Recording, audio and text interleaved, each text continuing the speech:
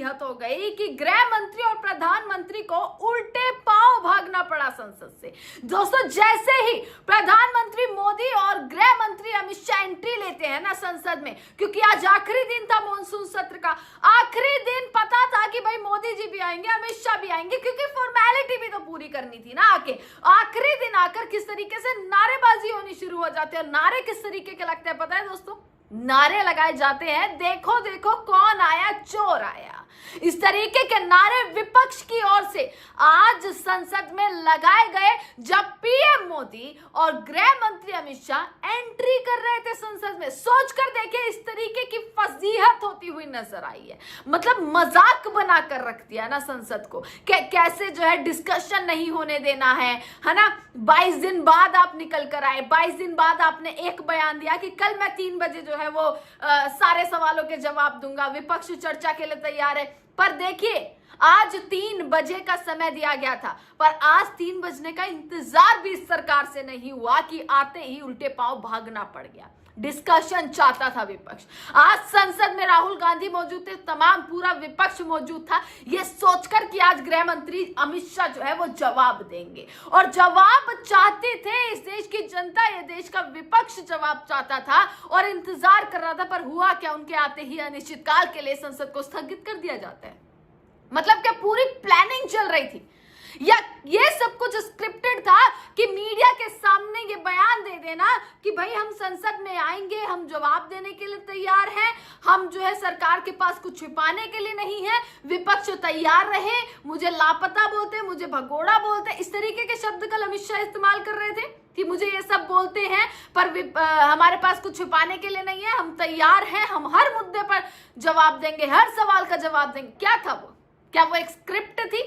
क्या एक स्क्रिप्ट तैयार की गई थी? आज डिस्कशन क्यों नहीं हुआ जिसका इंतजार किया जा रहा था? और दोस्तों, यही नहीं, आज कमाल हो गया है संसद में। कमाल ऐसा कि सिक्योरिटी बुलानी पड़ गई।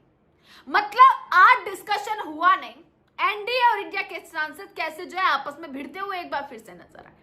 जिस तरीके की नारेबाजी हुई है ना, यहां से एनडीए वाले हंगामा कर रहे, इधर से इंडिया अलायंस वाले, विपक्ष की ओर से हंगामा जारी है। जो विपक्ष तो लगातार कर ही रहा है, विपक्ष का तो चलिए बनता है कि हाँ भाई वो सवाल करेगा, प्रदर्शन भी करेगा, पर देखिए सरकार में बैठे लोग ही प्रदर्शन कर रहे हैं।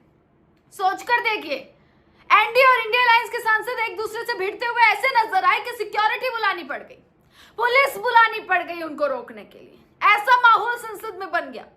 मजाक संसद में बनाकर रख दिया है क्या सांसदों ने?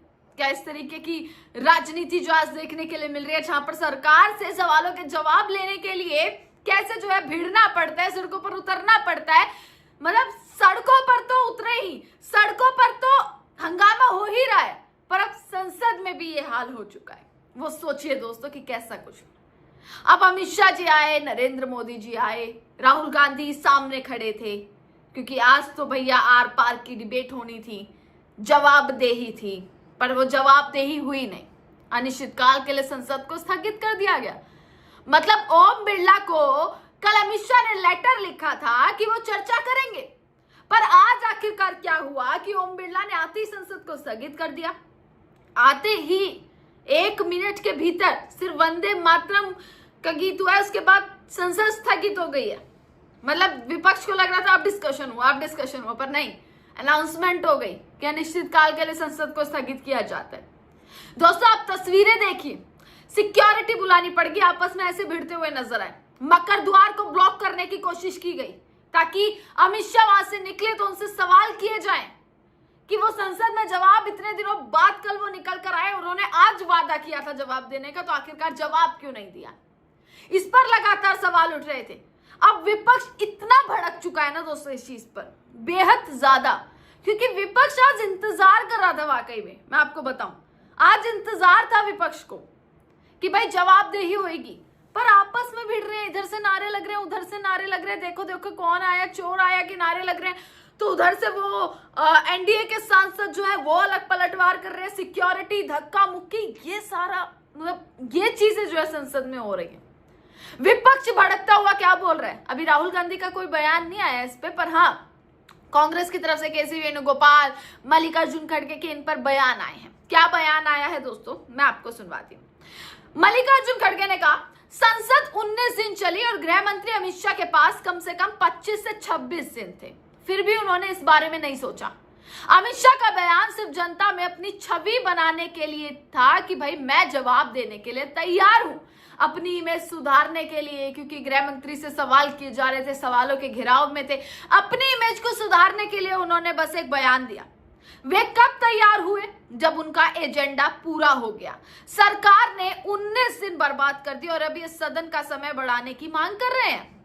यह शर्म की बात है। यही जो है केसी वेणुगोपाल भी बोलते हुए नजर आए कि भाई अमित शाह ने, उन्होंने बोला कि ये लव लेटर अमित शाह ने क्यों लिखा है ओम बिरला को, लोकसभा स्पीकर को ये लेटर लिखने की क्या जरूरत थी? लेटर लिखकर बोल रहे हैं, जो मैंने आपको कल लेटर दिखाया था दोस्तों, ये लेटर क्यों लिखा? जब उन्हें सदन में आना ही नहीं, जब वो सदन में आना ही नहीं चाहते और बताना ही नहीं चाहते कि भाई वो क्या चाहते हैं, मतलब इन सब के जवाब देना ही नहीं चाहते, तो आखिरकार उन्होंने वो लेटर लिखा क्यों था? और ये सवाल खड़े भी हो रहे हैं क्योंकि अमित शाह ने कल ओम बिरला को एक पत्र लिखा था, जिस पत्र में मैंने आपको पत्र दिखाया था, जिसमें साफ तौर पर लिखा हुआ था कि ओम बिरला से साफ तौर पर लिखा गया था कि विपक्ष से आप घंटे ले लीजिए कि कितने घंटे की चर्चा करनी है। विपक्ष से आप बातचीत कीजिए कि छात्रों के मुद्दे पर हम चर्चा करने के लिए तैयार हैं और आप घंटे ले लीजिए, 4 घंटे, 5 घंटे, जितने भी घंटे होने चाहिए, मैं उस समय पर आ जाऊंगा सदन में और सदन में जवाब दे दूंगा। उससे पहले मीडिया के सामने अमित शाह ने क्या बोला था कि आज 3 बजे से चर्चा होगी और मैं 3 बजे से सबको सुनूंगा, बाकायदा मैं लिखूंगा एक एक चीज, और लिखने के बाद, सुनने के बाद कल मैं 3 बजे जवाब दूंगा। ये कल उन्होंने बोला था। कल के भी 3 बज गए, आज के भी 3 बज गए, ना कल जवाबदेही मिली ना आज जवाबदेही मिली।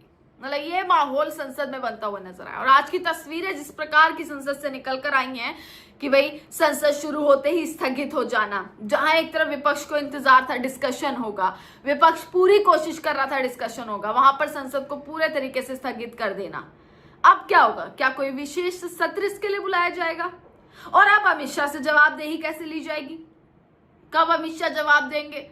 क्योंकि जब संसद में होकर भी अमित शाह गायब थे, संसद के भीतर कैंटीन में बैठे, अपने चैम्बर में बैठे नजर आ रहे थे, अपने कैबिन में, ऑफिस में नजर आ रहे थे, पर चर्चा कक्ष में नहीं, हाउस के अंदर नहीं आए, जिस पर सवाल उठ रहे थे। अब संसद में आज जो हुआ है, मकर द्वार को ब्लॉक किया गया, कैसे कैसे नारे आज लगाए गए, बंदर लेकर जो है वो विपक्ष पहुंच गया और बंदरों को लेकर जो है, जो जंतर मंतर पर नारे सुनने के लिए मिल रहे थे, वैसे कुछ नारेबाजी आज संसद के भीतर विपक्ष ने करी है।